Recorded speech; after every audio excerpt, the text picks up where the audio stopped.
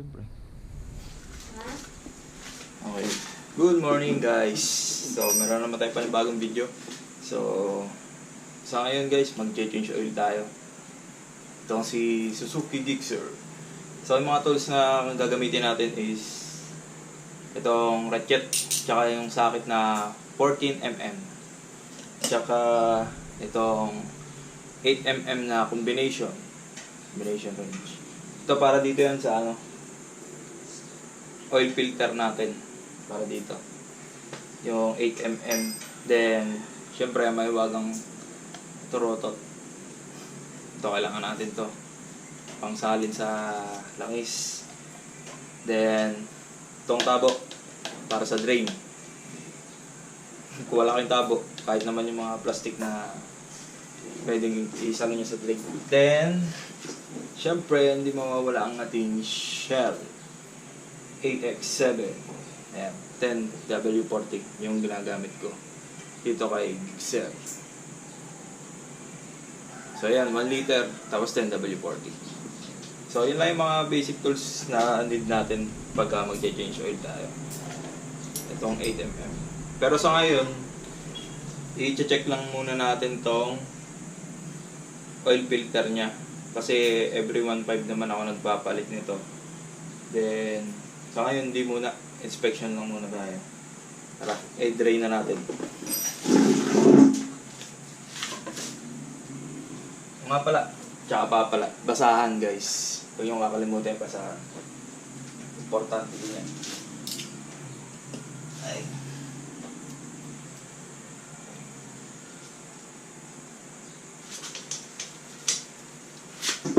Guys, huwag kayo malilito dito sa paikpit tsaka sa paluwag. Maraming nagkakaroon ng lost thread dito pagka binubuksan na nila yung trim plug.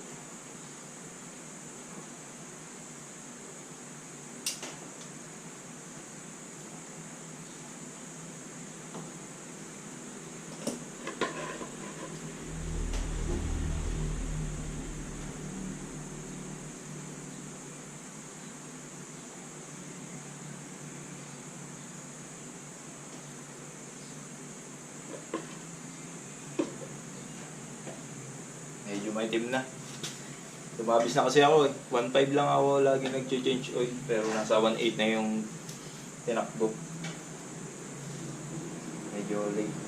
Na-late na ako na 30 kilometers. Ay, 300. So, huwag nyo rin kalimutan na buksan to guys. Pagka magde-drain kayo. Para mabilis yung pag-drain niya. Kapag napansin nyo guys na yung langis nyo kakalahati, bawa nag-drain kayo tapos kalahati, may something na sa engine nyo, pwede nyo na siya ipacheck sa mga mechanic o kaya sa kasa. Yun. Kasi malamang yun kumakain na ng langis or may kayod na tong nyo, block sa piston.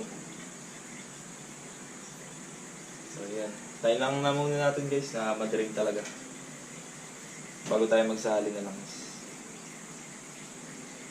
Then maya maya buksan na rin natin tong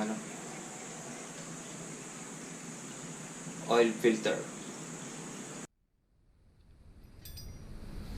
So yan guys, bali tanggalin na natin tong oil filter.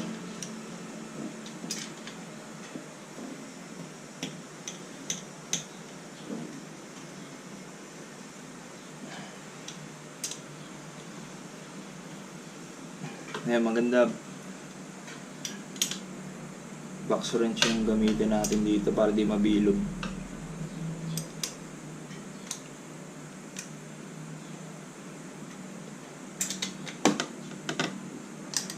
Ayan, once naluwagan nyo na, pwede na itong kabila.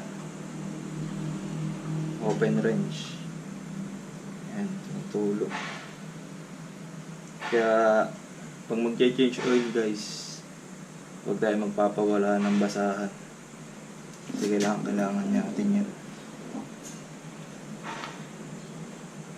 Sa mga patak Tsaka mga tulo-tulo.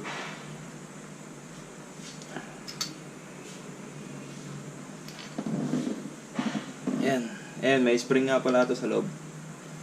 Ayan. Ayan yung spring. Tapos, ito yung oil filter natin. Hindi kasi ako nakabili nito.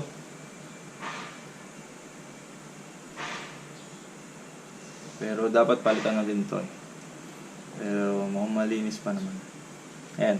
Yes. Tapos ito yung sa loob niya.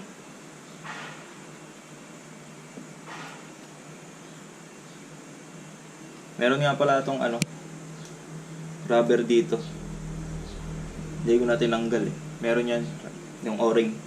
Dito natin ilalagay sa loob. Tapos ito yung nakapasok dun sa may loob.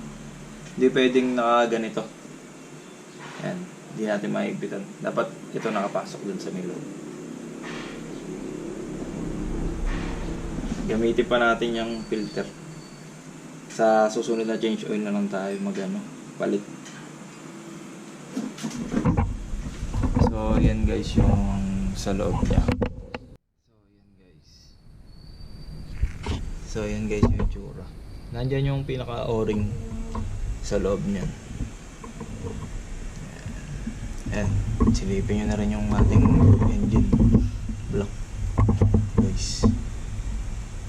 So yan. Tapos yan yung salinan.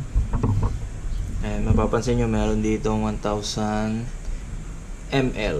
So equals lang din niya sa 1 liter. Tapos ito yung side glass. Okay guys, pag wala na tumutulo guys, balikan natin tong drain plug. Pero punasan muna natin.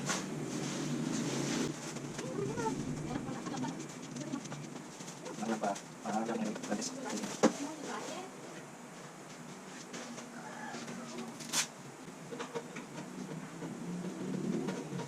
Tapos, igpitan na natin siya. Sa pag-igpit, wag yung ganong igpitan guys. Yung sakto lang. Sausage. Hindi naman mag basta-basta ito. Hindi yung masyadong pressurize yung engine natin. Kaya ako na yung update. Tapos punak lang natin. Kailangan dito guys, palinis na malinis yung pinaka-drain. Para pagka ginamit nyo, malalaman natin kung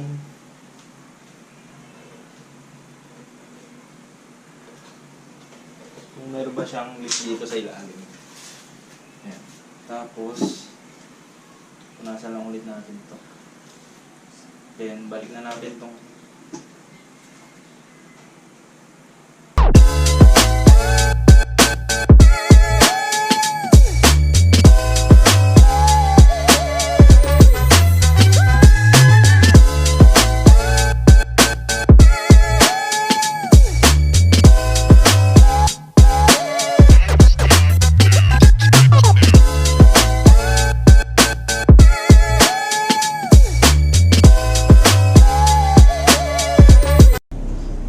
dahil okay na tayo guys. Tapat naman na rin yung drain plug natin, nakabit na. Pwede na tayo magsali ng langis.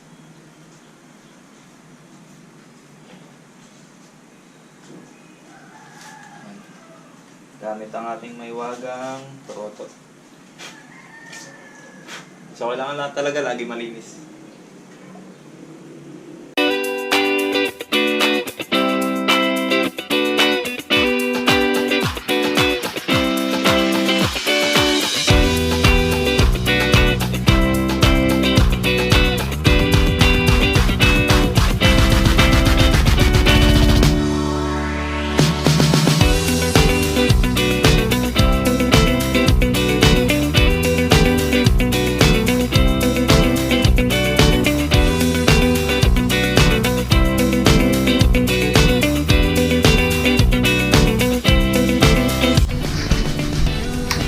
Okay guys, tapos na nga yung ating change oil.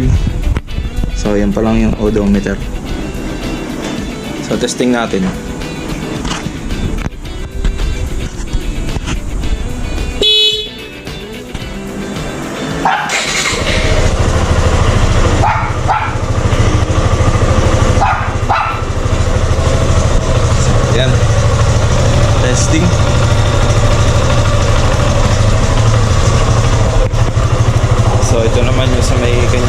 gas. Ayan. Mapapasin nyo, wala na yung mga langis. Umangat na. Pagka bumalik yan guys, nandun lang yan sa may baba. Ayan. Doon lang talaga siya.